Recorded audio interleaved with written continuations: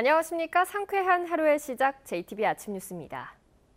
전북은 밤사이 완주 57, 전주 25, 임실 22mm 등의 비가 내렸고 현재는 대부분 소강 상태에 접어들었습니다. 오늘도 구름이 많이 낀 가운데 오후에는 곳에 따라 소나기가 지나가는 곳이 있겠습니다. 예상되는 비의 양은 50에서 40mm입니다. 오늘 낮 기온은 어제보다 조금 높겠습니다. 전주와 익산의 한낮 기온은 32도가 예상되고 대부분 지역이 30도 안팎까지 올라 무덥겠습니다. 전주기상지청은 내일과 모레 다시 비가 내릴 것으로 예보하는 등 당분간 비 소식이 잦을 것으로 내다봤습니다. 김제의 한 농장 달걀에서 살충제 성분이 검출됐다는 소식 전해드렸습니다. 그런데 해당 농장은 이번 사태의 해법으로 주목받는 친환경 동물복지 농장이어서 충격이 큽니다. 오정현 기자가 보도합니다. 닭들이 일광욕을 즐기고 풀을 쪼아 먹습니다. 수천 마리의 닭이 널찍한 공간을 자유롭게 돌아다니는 친환경 동물복지 농장입니다. 이 닭들이 낳은 달걀에서 살충제 성분인 플루페녹스론 0.008ppm이 검출됐습니다. 보통 식물에 사용하는 해충 퇴치제로 달걀에서는 조금도 나와선 안 되는 성분입니다. 움푹움푹 패인 곳들이 닭들이 스스로 모래 목욕을 하는 흔적입니다. 농장주는 닭들이 스스로 진드기를 제거하기 때문에 살충제를 사용할 이유도 없고 그런 적도 없다고 주장하고 있습니다. 배고프면 가서 풀 뜯어먹고 어디 잎도 따먹고 그리고 벌레도 잡아먹고 근데 살충제가 왜 필요한지도 모르는 상황에서 자신 있게 갖다 줬는데 황 씨는 억울함을 호소하며 청와대에 민원을 제기하고 행정심판 청구를 준비하기로 했습니다. 전라북도는 닭이 주변 작물에 뿌려진 농약을 먹었을 가능성도 조사하고 있습니다. 하지만 농장 주인이 처벌받을 수도 있습니다. 이 농장은 무허가 농장인데다 난각번호가 없었기 때문입니다. 사육 규모가 작더라도 신고를 하고 난각번호를 적어야 하는데 이를 어겼습니다. 1년 이하의 징역 또는 2천만 원 이하의 벌금에 처해질 수 있으니까 꼭 좀 신고를 하고 난각번호를 부여받은 후에. 전라북도는 인터넷으로 이미 판매된 달걀 4,200여 개 가운데 1,500여 개를 긴급 회수하기로 했습니다. 나머지 2,700개는 소비된 것으로 보고 있습니다. 김제의 농장주가 살충제 살포를 강하게 부인하는 가운데 고창 2곳과 정읍 1곳에 이어 또 친환경 농장에서 살충제가 나와 소비자들의 불안감이 커지고 있습니다. JTB 뉴스 오정현입니다. 당초 안전하다던 전북의 달걀에서 뒤늦게 살충제가 검출됐습니다. 전라북도의 달걀 검사는 부실했습니다. 제때 시약을 확보하지 못해서 일부 살충제 성분에 대한 검사를 빼먹었다가 뒤늦게 추가 검사를 실시한 결과였습니다. 김철 기자가 보도합니다. 지난 18일에 발표된 보도자료입니다. 전라북도 125개 농가 달걀이 살충제 검사에서 모두 합격 판정을 받아 시중에 유통이 가능하다고 언급했습니다. 그런데 이틀 뒤 김제에서 살충제 성분이 검출돼 소비자들을 어리둥절하게 만들었습니다. 전라북도 우리 지역에서는 없다고 보도가 됐었잖아요. 근데 얼마 전에 김제에서 또 나왔다고 하니까 정말 좀 황당해가지고 계란을 앞으로 못 사 먹을 것 같아요. 지난 4월부터 살충제 검사 대상이 19종에서 27종으로 확대됐습니다. 하지만 전라북도는 추가된 8종의 시약을 확보하지 못해 1차 검사 때 19종만 실시했다가 뒤늦게 8종의 시약을 구입해 조사했는데 이때 살충제 성분이 나왔습니다. 부실한 검사가 국민들의 식품 안전을 위협한 셈입니다. 플루페녹스론도 검출이 됐고요. 사전에 소상하게 밝히지 못한 점은 제가 이 자리를 빌어서 죄송한 말씀을 드립니다. 일반 농장 검사는 자치단체가 담당하고 친환경 농장 검사는 농산물 품질 관리원이 맡는 이원화 체제도 부실한 검사를 부추겼습니다. 또 지난 4월엔 전라북도가 정읍의 친환경 농장 2곳에 살충제 예산을 지원한 어처구니 없는 사실도 드러났습니다. 친환경 농가에서 잇따라 살충제가 검출되고 행정의 검사는 부실한 것으로 드러나면서 소비자들만 골탕을 먹고 있습니다. JTB 뉴스 김철우입니다. 원금 보장, 높은 수익하면 여전히 매력적인 투자처로 보는 경우가 많은데요. 한 협동조합이 이 같은 방식으로 수천 명을 끌어모았다가 1년 가까이 돈을 주지 않아 무리를 빚고 있습니다. 피해 금액만 수십억 원에 이를 것으로 추정돼 경찰이 수사에 나섰습니다. 정원익 기자입니다. 4년 전 출범한 익산의 한 협동조합입니다.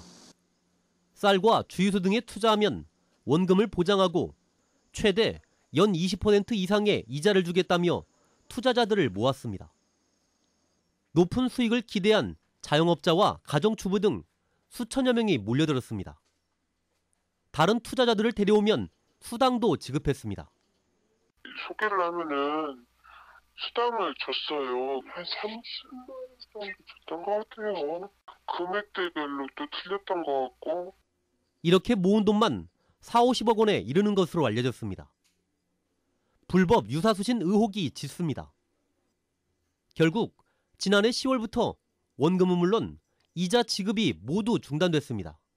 그때는 이제 난리 났었죠. 시끄러웠죠.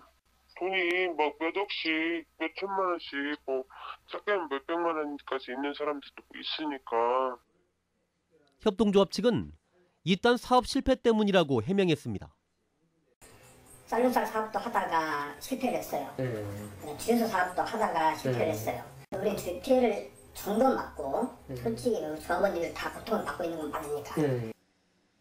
이자는커녕 원금 회수마저 쉽지 않게 되자 일부 투자자들은 경찰에 고소장을 냈습니다. 경찰은 피해 금액이 수십억 원에 이르는 것으로 보고 조합장 등 협동조합 관계자들에 대해 수사를 하고 있습니다. JTB 뉴스 정원익입니다. 갑질과 황당한 해고 통보로 무리를 빚은 군산의 전 장애인 콜택시 회장이 이번엔 공금을 유용하고 특정인 채용을 지시했다는 의혹이 불거졌습니다. 나금동 기자가 보도합니다. 지난 6월 군산 장애인 콜택시 직원과 거래업체 관계자가 나눈 대화입니다. 콜택시 직원이 견적서를 부풀린 뒤 차액인 56만 원을 돌려달라고 요구하자 이삿짐 센터가 이를 수용합니다. 실제 이사 비용은 29만 원이잖아요. 거래 명세서를 85만 원으로 끊어주시고 저희가 85만 원을 이제 사장님 그 계좌로 송금을 하면 나머지 이제 차익 부분 있잖아요. 56만 원에 그거를 좀 현금으로 주셨으면 해가지고. 그리고 콜택시 업체는 부풀린 견적서를 군산시에 제출해 지원금을 타냈습니다. 여러 업체를 통한 견적서 부풀리기는 전 장애인 콜택시 회장의 지시로 이뤄졌다는 증언이 나왔습니다. 회장님께서 직접 개인적으로 사용했다고 생각합니다. 적어도 매달 지출 금액의 20%에서 30% 정도는 이렇게 하지 않았을까 생각합니다. 지난달 콜택시 기사 채용 과정에서 전 회장이 특정인을 채용하라는 압력을 행사했고 결국 이 지원자가 뽑혔다는 주장도 이어졌습니다. 인사위원회를 소집할 당시부터 현재 채용되신 분에게 특정해서 가장 높은 점수를 부여하라고 저에게 지시하여서 그렇게 이행하였습니다. 그분은 서류 자체를 배제하라고 하셨고요. 그러나 전 회장은 공금을 유용하지 않았다며 군산시의 조사를 지켜보자고 말했습니다. 채용 의혹과 관련해서도 특정인을 지목하지 않았다고 해명했습니다. 그런 건 없다니까요. 장애인은 시골점, 가산점, 시점이 있어요. 그걸 이야기했어요. 공금 유용과 채용 비리를 둘러싼 의혹에 군산시가 어떤 감사 결과를 내놓을지 주목됩니다. JTB 뉴스 나금동입니다. 전주시가 늘어나는 신도심의 시내버스 운행을 위해 버스 대수를 늘리기로 했습니다. 하지만 버스 이용객은 늘지 않아 경영난을 호소하는 업체 설득 등 쉽지만은 않습니다. 권대성 기자입니다. 전주 북부권에 있는 에코시티. 내년 초부터 공동주택 3,400세대가 입주를 시작합니다. 북서부권의 만성지구는 2,300세대 입주가 시작됩니다. 전주시는 이곳 입주민들을 위해 시내버스 노선을 새로 만들 예정인데 버스 대수를 20대 늘리기로 했습니다. 이러면 전체 버스 대수는 412대가 되는데 2000년대 들어 버스 증차는 10대에 그쳤습니다. 시내버스를 증차하지 않으면 배차 시간이 길어져서 시민의 불편을 느끼기 때문에 현재로서는 시내버스의 증차가 불가피한 상황입니다. 하지만 전체 인구가 늘지 않고 승용차는 늘면서 버스 이용객은 줄어드는 추세입니다. 적자가 쌓여간다고 호소하는 버스 회사들을 설득하기가 쉽지 않아 보입니다. 버스 회사들은 한 대 1억 원이 넘는 차량 구입비는 물론 한 대당 운영 손실이 한 해 2천만 원이 넘는다면서 오히려 감차가 필요한 상황이라고 말합니다. 회사의 경영 상태는 어렵습니다. 하지만 전주시와 충분히 협의한 후 시민들에게 불편이 없도록 노력하겠습니다.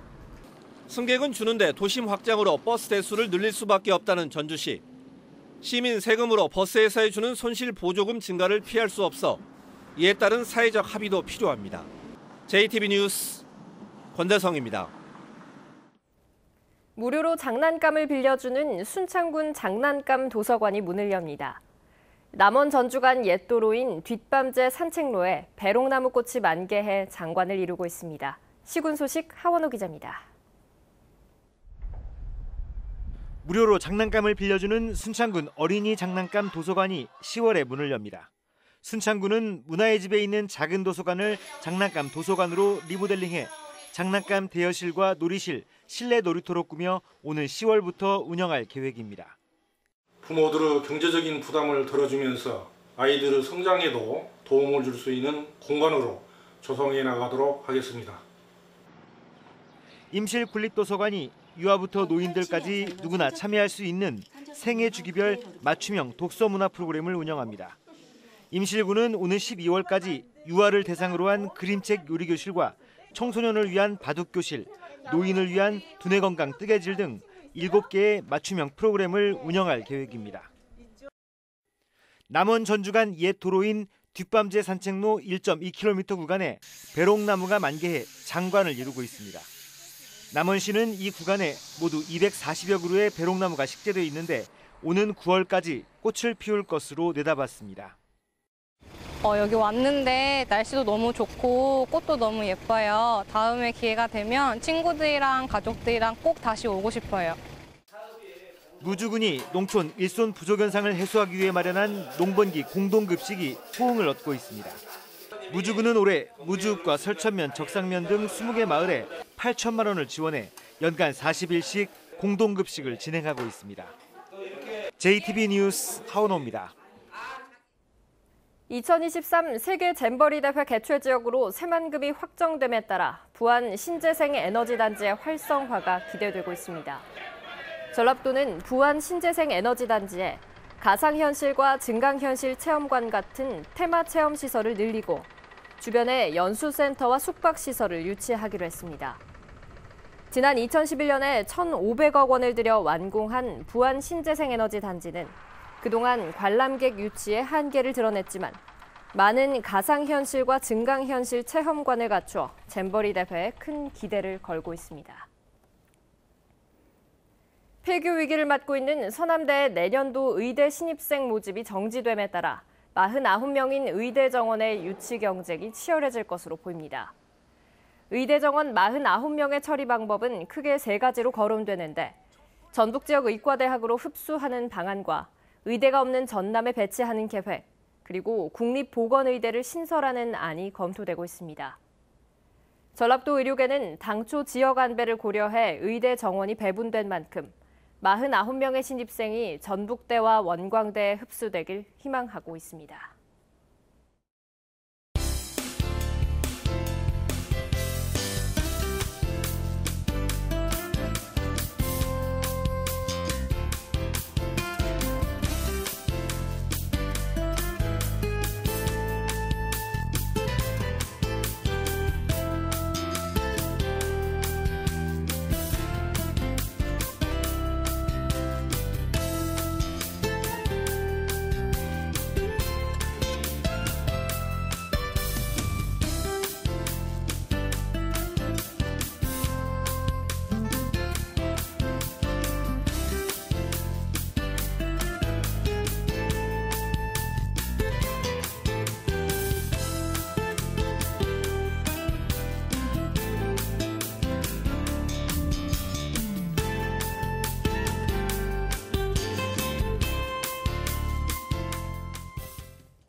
JTB 아침 뉴스를 마칩니다. 함께해 주신 여러분 고맙습니다.